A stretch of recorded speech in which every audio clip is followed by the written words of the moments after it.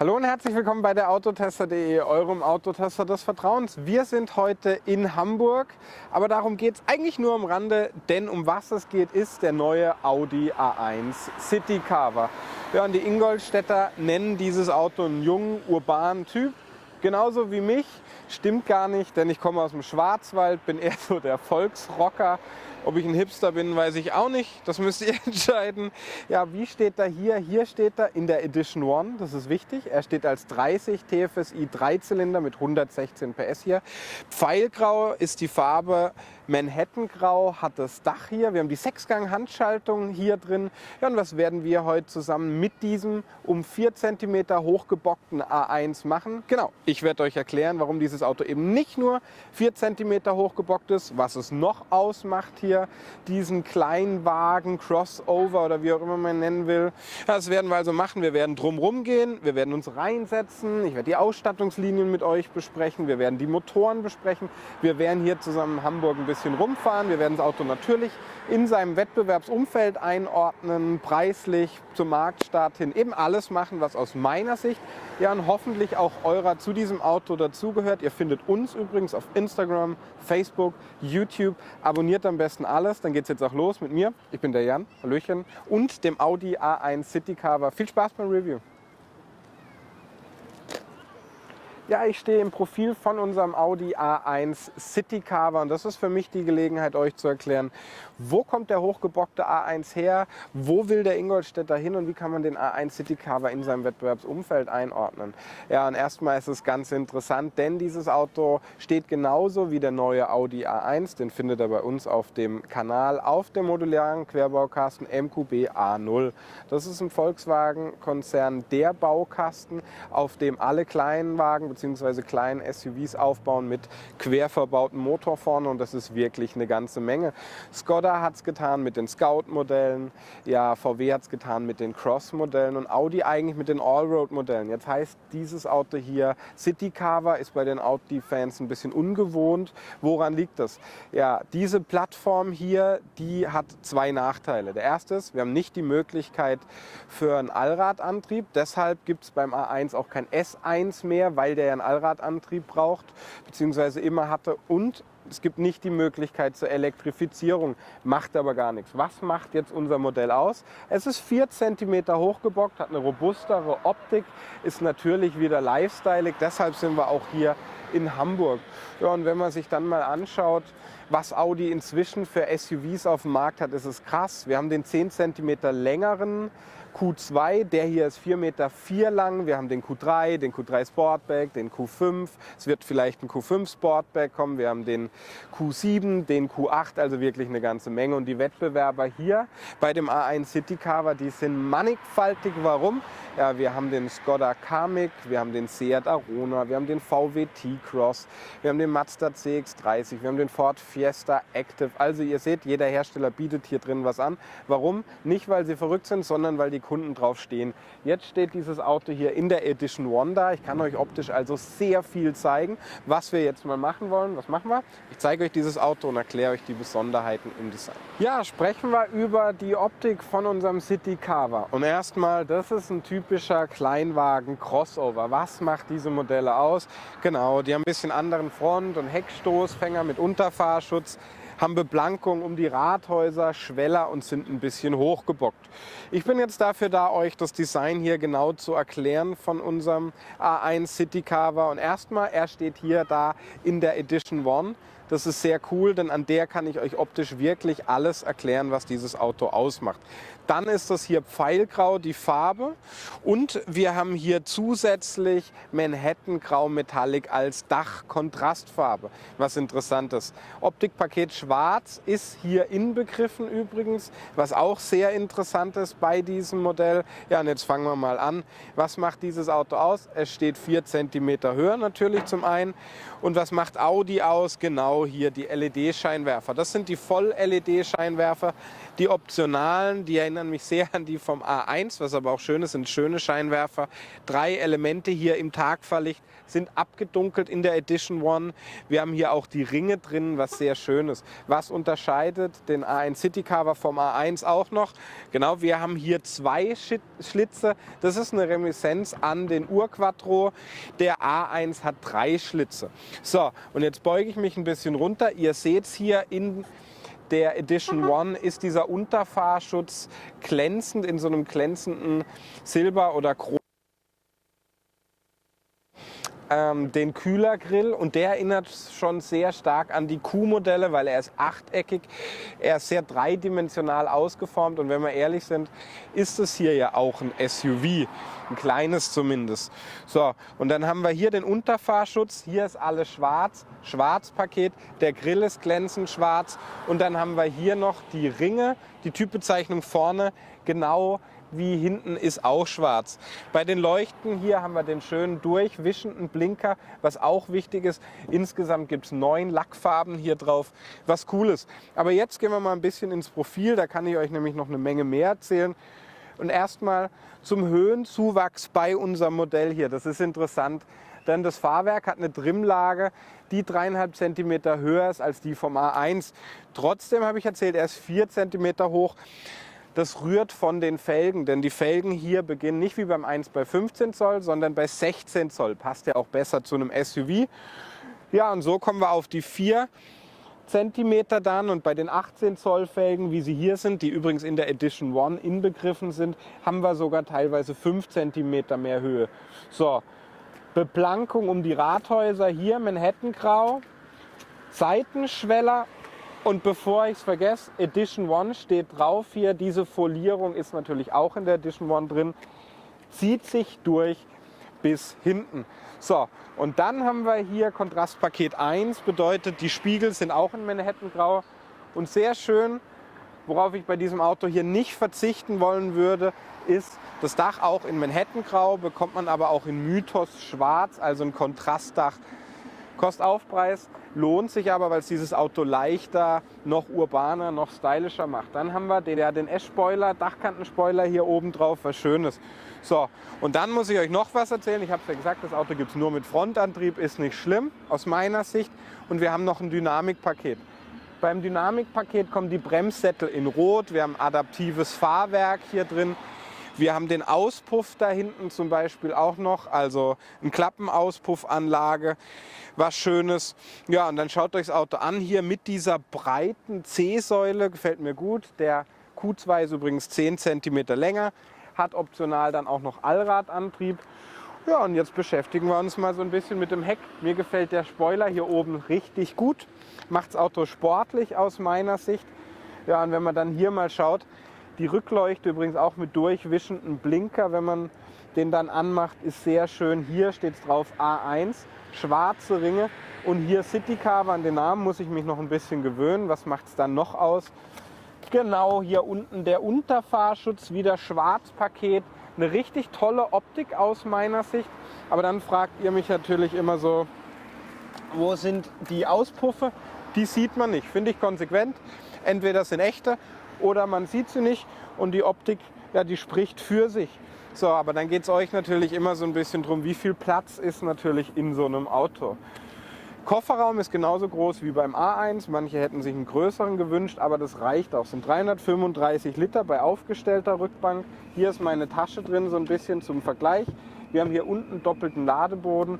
Wir können auch schön die Rückbank umklappen, was cool ist. Aber was wir jetzt natürlich auch mal noch machen wollen, ist uns auf die Rückbank setzen, denn geht bei so einem Auto ja auch darum, wie viel Platz haben wir eigentlich da hinten.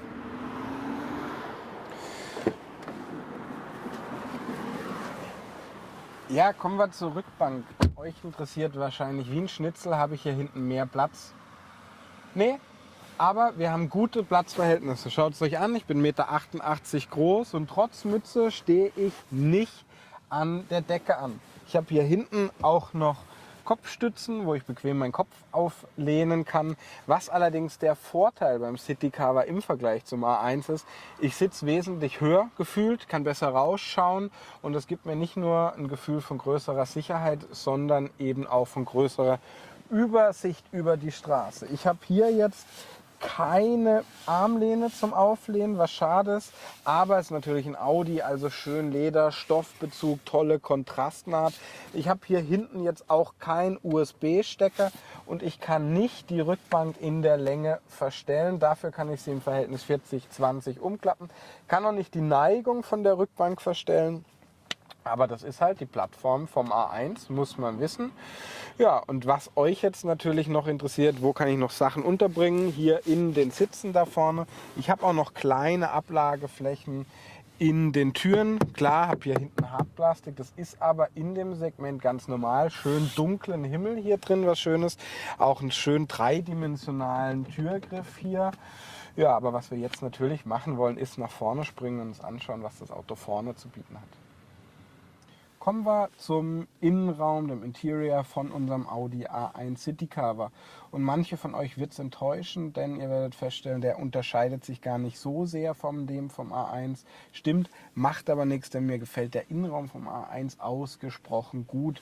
Weiterhin gibt es den A1 Citycar wie den A1 in den Ausstattungslinien Advanced, Design, Selection und der S-Line, wie wir sie hier haben. Klar, wir haben die Edition One bei diesem Auto. Und dann ist es ja ein sehr, sehr modernes Auto, beziehungsweise poppig, wie meine Mami sagen wird. Woran merkt man das? Genau, die Elemente hier um die Luftauslässe oder hier in dem Mitteltunnel, die kann man natürlich in Mint, Orange, Kupfer, Grau wie hier haben. Und die S-Line hat zusätzlich auch noch die Farbe Strukturgrau. Apropos S-Line, wenn man sich die S-Line-Sitze hier anschaut mit dem Stoff in der Mittelbahn und dem Leder hier außen, dann sind das sehr wertige Sitze. Daran erkennt man, es ist ein Audi und wenn ich mich mal gerade hinsetze, dann merkt man, ich habe guten Seitenhalt, die sind bequem. Das ist halt das, was die Ingolstädter dann ausmacht. Ja, und serienmäßig ist hier das virtuelle Cockpit drin. Optional gibt es das MMI Navi Pro hier drin. Ich habe hier mein Handy und kann das hier unten induktiv optional laden, was Schönes. Induktives Laden gehört in so ein Auto. Wir haben hier USB-Stecker, daneben USB-C-Stecker, einen 12-Volt-Stecker und dann geht es bei so einem Auto natürlich auch immer ein bisschen um die Ablageflächen. Wir haben hier vorne 2 Cup-Holder, wir haben hier eine Armauflage, eine kleine, wo wir was reinbekommen. Hier vorne eben das Handy, hier ist ein Handschuhfach. In den Türen haben wir Platz. Ja, und das ist insgesamt ein wirklich sehr strukturierter Innenraum. Hier auch mit einem schönen Material da vorne, was ich so noch nicht gesehen habe. Klar auch ein bisschen Hartplastik in den Türen, das ist aber normal in dem Segment. Schwarzer Himmel, sehr, sehr schön. Hier haben wir alles für die Klima in dieser schmalen Leiste. Hier unten Drive Select, Schalter, Parkpiepser, automatisches Parken, ESC und ansonsten kommt der Innenraum mit sehr wenigen Knöpfen aus. Was wir noch haben, ist natürlich das Lenkrad. Hier das S-Line-Lenkrad mit perforiertem Leder in den Griffflächen und dann ist hier vorne das virtuelle Cockpit. Und das virtuelle Cockpit hat halt den Vorteil, dass es flexibel ist. Ihr seht die Tuben, links die Drehzahl, rechts die Geschwindigkeit kann man groß und klein machen und wenn man sie klein macht, hat man hier zum Beispiel das Navi groß in der Mitte, kann sich den Bordcomputer anzeigen lassen, kann sich hier das Radio bzw. die Medien anzeigen lassen, das Telefon. Das ist schon sehr, sehr cool. Besonders cool ist natürlich hier diese riesige Karte in der Mitte. Links haben wir noch was zum Licht. Und dann wollen wir hier über das MMI Navi hier das Infotainment-System sprechen, denn das kann wirklich eine Menge. Bevor es losgeht, erstmal Drive Select Schalter von Efficiency Auto Dynamic Individual. Und wenn man hier mal guckt, wir haben nicht das adaptive Fahrwerk, können wir den Antrieb von effizient ausgewogen zu sportlich und die Lenkung verändern. So, jetzt geht es aber zurück. Was haben wir hier? Wir haben hier ein flexibles System. Ihr seht, wenn ich jetzt hier auf Auto drücke, kann ich das verschieben, wie ich will. Neben die Einstellung könnt es auch hier auf die linke Seite in die Short-Wahlliste machen. Fertig und das ist halt sehr, sehr cool. Ich mag flexible Systeme. Was haben wir? Wir haben hier alles zum Fahrzeug. Wenn ich hier drauf drücke, sieht man das. Drive Select kommt man auch hier hin. Ich habe hier was zur Klimasteuerung. Ich habe das Licht- und Sichtpaket. Hier habe ich auch eine Ambientebeleuchtung drin. Kann das in verschiedenen Farben einstellen. Schaut es euch an, das ist wirklich beeindruckend. Helligkeit einstellen, Regensensor. Die Außenbeleuchtung kann ich auch einstellen. Das ist schon sehr cool. Einparkhilfe. Und jetzt wichtiger Punkt, Fahrassistenten. Ich habe eine Tempowarnung, einen adaptiven Fahrassistenten, eine Abstandswarnung. Audi BreSense habe ich hier noch. Eine Spurverlassenswarnung habe ich hier noch. Ich habe also allerhand Assistenten hier drin, kann die an- und ausstellen, was wirklich cool ist. Und Service haben wir hier auch noch. Fahrzeugeinstellungen skippen wir. Navigation habe ich hier. Schaut euch an, diese klare Darstellung. Ich kann mir hier das Wetter anzeigen lassen, was auch sehr schön ist in so einem Auto in dieser Klasse, was ich gut finde. Dauert jetzt aber wahrscheinlich zu lange, deshalb werde ich es euch nicht zeigen. Wir haben hier das Radio, eben die Medien kann ich hier ausmachen. Schön ist auch, dass ich noch einen Drehregler habe für lauter, leiser. Die Bang & Olufsen Anlage ist hier drin, was eine tolle Anlage ist. Haben wir hier.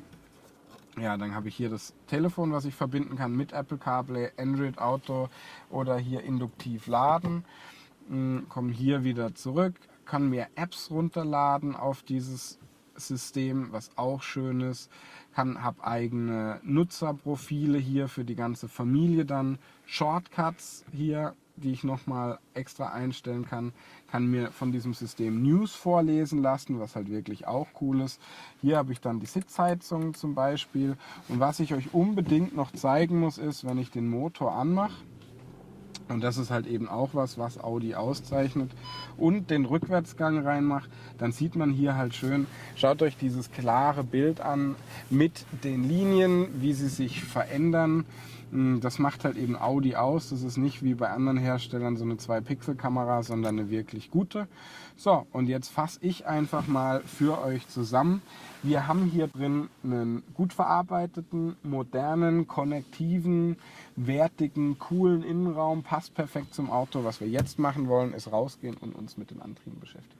Ja, sprechen wir über die Antriebe in unserem A1 Citycar, weil ich als Graf Zahl kann euch alles erklären, denn ich war auch schon beim A1 und habe euch fast alle Antriebe zum A1 gezeigt. 2 Nachteile beim A1, es gibt keinen Allradantrieb mehr und es gibt keinen Diesel mehr. Woran liegt das? Erstmal, der MQB A0 lässt keinen Allradantrieb zu, deswegen gibt es auch kein S1 mehr, der mit Allrad auffährt. Und warum gibt es nur noch Benziner? Die Ingolstädter haben sich konsequenterweise beim A1 dazu entschieden zu sagen, das Auto wird hauptsächlich auf der Kurzstrecke gefahren, das ist nichts für Langstrecke, eher was für die Stadt, also ist Benzin das richtige Treibgas für dieses Modell. Und konsequenterweise haben sie gesagt, ja, bei unserem A1 Citycar ist es genauso. Von den 4 Motoren, die es im A1 gibt, gibt es jetzt noch 3 im A1 Citycar, beziehungsweise 2 zur Marktstadt. Die zur Marktstadt sind die 3-Zylinder, also der 25 TFSI mit 95 PS und 175 Nm maximalem Drehmoment und der 30 TFSI hier mit den 116 PS und den 200 Nm maximalem Drehmoment. Beides sind 1-Liter-Motoren. Ja, und der kleinere der beiden hat ein bisschen den Nachteil, dass man den nur mit 5-Gang-Handschaltung bekommt. Will man die 6-Gang-Handschaltung oder das 7-Gang-Doppelkupplungsgetriebe, also das DSG, müssen wir schon zu dem 30 TFSI greifen, wie er hier steht. Wenn wir einen größeren Motor wollen, müssen wir ein bisschen warten, beziehungsweise einen 4-Zylinder, dann warten wir auf den 35 TFSI, den die Ingolstädter später nachreichen werden. Ja, dieses Modell hat dann 150 PS bzw. 250 Nm maximales Drehmoment und eben 4 Zylinder, bekommt man mit 6-Gang Handschaltung und 7-Gang DSG wahlweise. Ja, was ganz spannend ist. Aber jetzt will ich euch mal diesen Motor hier zeigen. Warum habe ich den hier gewählt? Den 30 TFSI, den habe ich genommen, weil es erstmal die stärkste Motorisierung ist, die wir bekommen und weil es halt mittendrin ist und ich finde, die passt perfekt dazu. 3-Zylinder ist ganz okay. Der beschleunigt dieses Auto in 9,9 Sekunden auf 100. Bei 198 km/h ist die Höchstgeschwindigkeit erreicht. Wir haben jetzt hier das 6-Gang Handschaltgetriebe drin, was auch schön ist. Wollen wir das Auto ein bisschen dynamischer machen, dann haben wir das Dynamikpaket. Beim Dynamikpaket, da haben wir einen Soundakkurator, rote Bremssättel, adaptive Dämpfer zum Beispiel, 18 Zöller hier drin, was auch ganz schön ist. Haben wir hier jetzt ehrlicherweise nicht drauf, macht aber nichts, denn ich kann euch dieses Auto, was einen Normverbrauch hat von 5,4 Liter, eigentlich nur richtig erklären, wenn wir mal reingehen und zusammen ein Stück fahren, was wir jetzt mal machen wollen. Los geht's.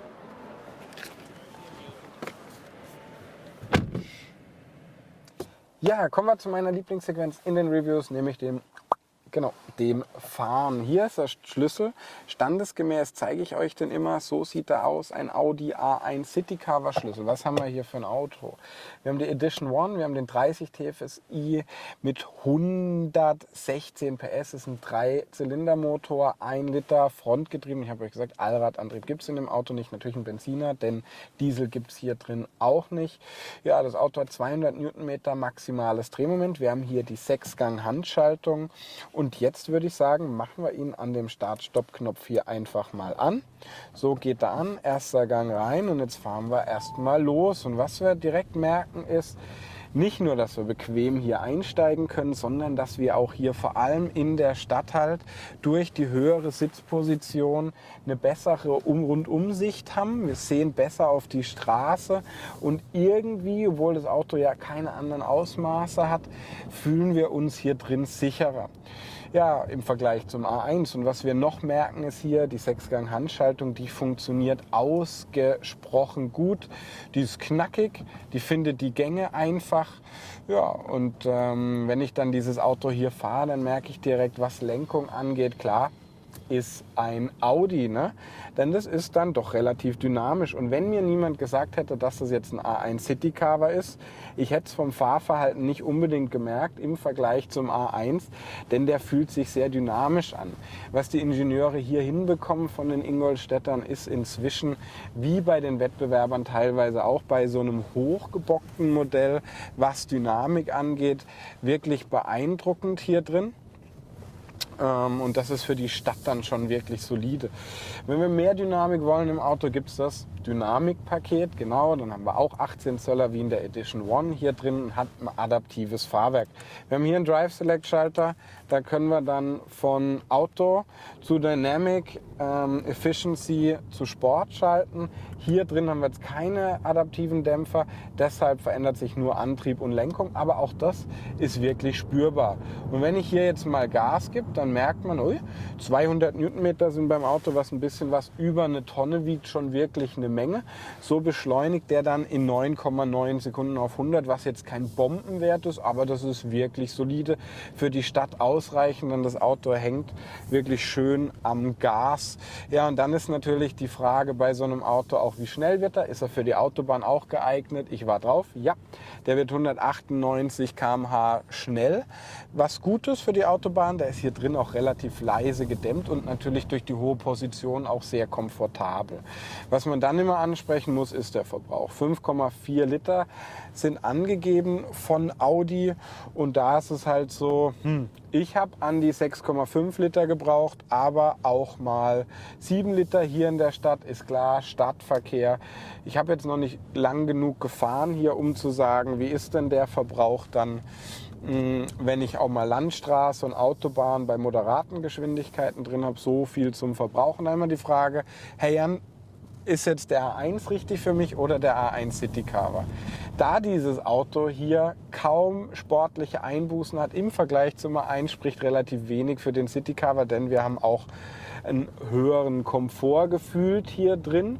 Müsst ihr dann wissen, wenn ihr jünger seid, ist vielleicht der A1 interessant. Ansonsten der Citycar ist tatsächlich eine echt ernstzunehmende Alternative. Und welcher Motor? Ja, es gibt natürlich noch den 20 TFSI, der hat allerdings einen sehr entscheidenden Nachteil für mich, nämlich der hat nur eine 5-Gang-Handschaltung. Und ich würde schon auf jeden Fall 6 Gänge wollen, wie wir sie hier im 30 TFSI drin haben. Das ist nämlich wirklich gut, auch was den Verbrauch angeht. Übrigens ein Vorteil, einen Gang mehr zu haben. Ich selbst für mich, ich stehe auf Automatikgetriebe, wird also hier zum 7-Gang DSG drin greifen. Ja, und wenn ihr jetzt einfach so einen Mittelwert haben wollt für ein Auto, dann ist der 30 TFSI gut.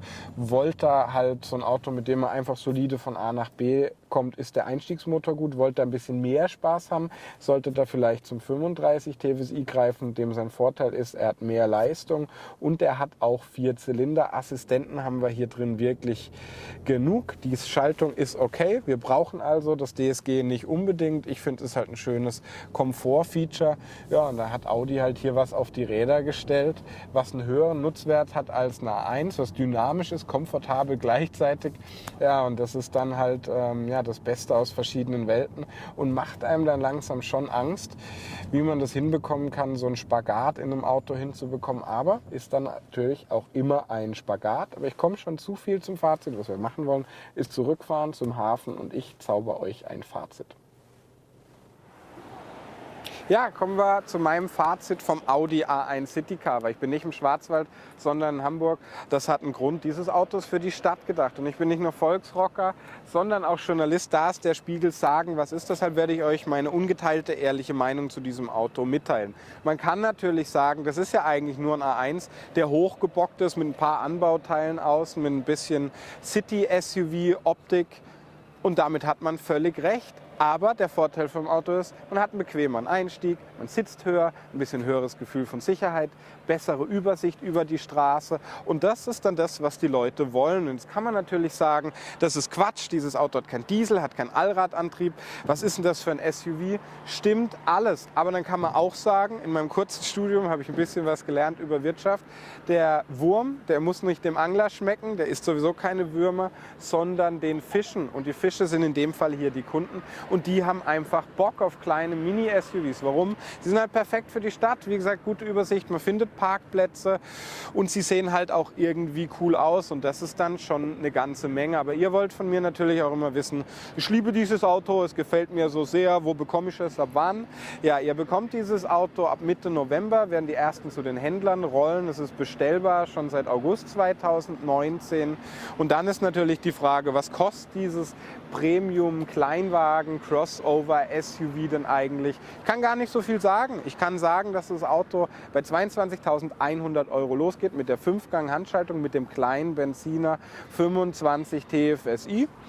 Ja, ich kann nicht sagen, was der 30 TFSI kostet, wie er hier steht. Ich kann auch noch nicht sagen, was der 35 TFSI kostet. Aber ich kann euch eines sagen, nämlich die Edition One, wie sie hier drauf ist, die halt auch echt schweinecool ist. Die mit schwarzen Anbauteilen, schwarzen Ringen, verschiedenen Spiegelkappen, S-Line innen und allerhand, was ich euch erzählt habe, kommt. Die kostet 5.650 €. Das ist eine Menge. In Verbindung mit diesem größeren Motor, vielleicht auch mit DSG und der Edition One sind wir bei einem Preis von locker spielend leicht über 30.000 € und das ist eine Menge. Aber wenn man sich halt im Wettbewerbsumfeld umschaut, bei Skoda, bei Mazda, bei Seat, dann ist das ein Preis, der üblich ist. Hier bei Audi bekommt man eine ganze Menge Premium. Ja, und das ist doch dann okay. Lasst mir gerne eure Meinung zum Auto da, wie es euch gefällt. Würde mich freuen. Wie gefällt euch Hamburg, der Spiegel, was auch immer. Ihr findet uns auf Instagram, Facebook, YouTube. Abonniert am besten alles. Wäre mir eine Herzensangelegenheit. Dann gibt es auch viel, viel mehr von Audi und allen anderen Wettbewerbern auf dem Markt. Ja, und dann sehen wir uns bald, Freunde.